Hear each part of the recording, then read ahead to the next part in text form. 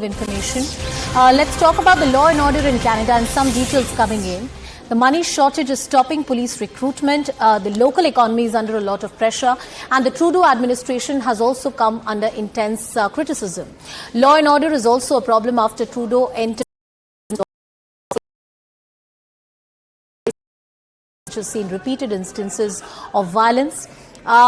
Ever since, there are about 3 to 4 days, there are certain parts of Canada which continue to report violence. That's the bit of news which is really coming in.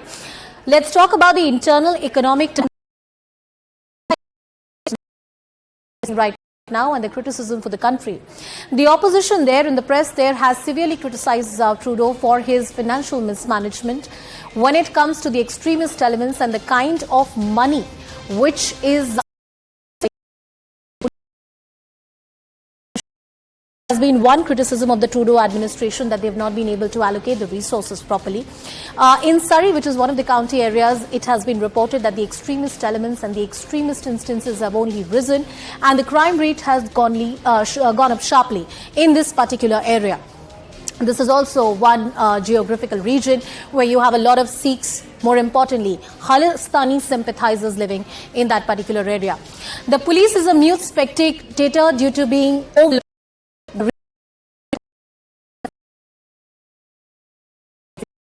Cops needed in Surrey, only 500 in force at this point in time. As I said earlier, this particular region is in focus right now because of the repeated violent instances that have been witnessed. Abhishek with us on the broadcast. Abhishek, tell us more. We know that the recent times Canadian economy has been not doing very well, and there has been reports where the living cost has gone up, the inflation is pinching people. And overall, there is a lot of uproar and opposition that is gaining momentum against Justin Trudeau government. And now, on the top of it, the law in Canada has also been as standard as it was, and we have seen several gunfights happening, several gang wars. In one of those gang wars or gang fights, then there are reports of establishment of a drug cartel also that apparently operates on behest of ISI, which funds anti-India narrative through the business of drugs in Canada. In Surrey, they have seen several police personnel. The number of police personnel is in shortage, and the recruitment is not happening because the government doesn't have enough of money and resources to feed the next batches of police officers that would be probably recruited. So overall, the situation is not as good as it seems on the surface, and there's multiple layers under the government structure that is crumbling down. We have recently seen Canadian Prime Minister's aircraft being delayed to fly back Canada because of some technical snag that it had developed, and the Prime Minister came under heavy attack from the opposition that he's not been able to keep well all the infrastructure in Canada.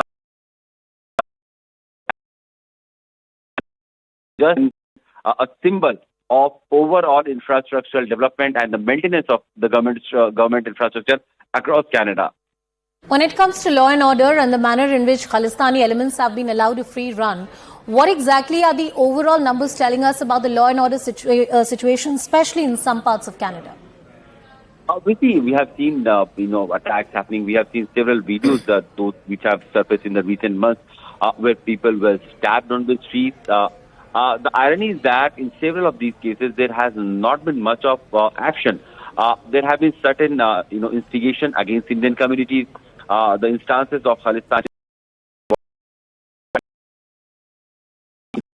getting Indian diplomats, there have been serious concerns raised by the Indian authorities. There have been cases, those who have been registered by the Indians or the community leaders in police stations, but there has not been any legal process that one can satisfactorily say that has taken some course or some deterrent has developed in Canada for those things not happening. This is the real alarming situation in Canadian authority. And he has also said that Canada has turned into a safe haven for terrorists. Organized crime is on.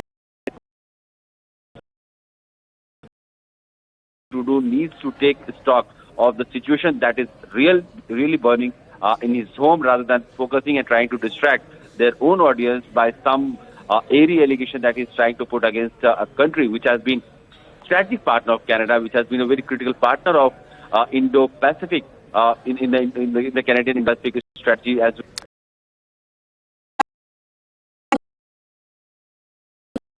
To the reactions coming in, let's listen into what the Canadian Prime Minister said earlier.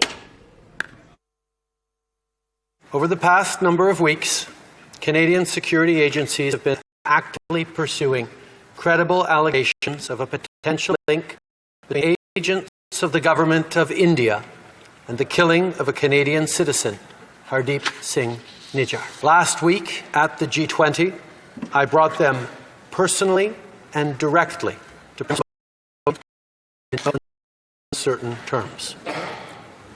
Any involvement of a foreign government in the killing of a Canadian citizen on Canadian soil of sovereignty. It is contrary to the fundamental rules by which free, open, and democratic societies conduct themselves.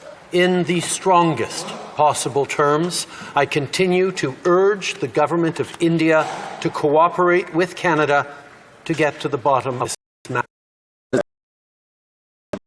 The Government of India needs to take this matter with the utmost seriousness. We are doing that. We are not looking to provoke or escalate. We are simply laying out the facts as we understand them. Call upon the Government of India to work with us, to take seriously these allegations and to allow justice to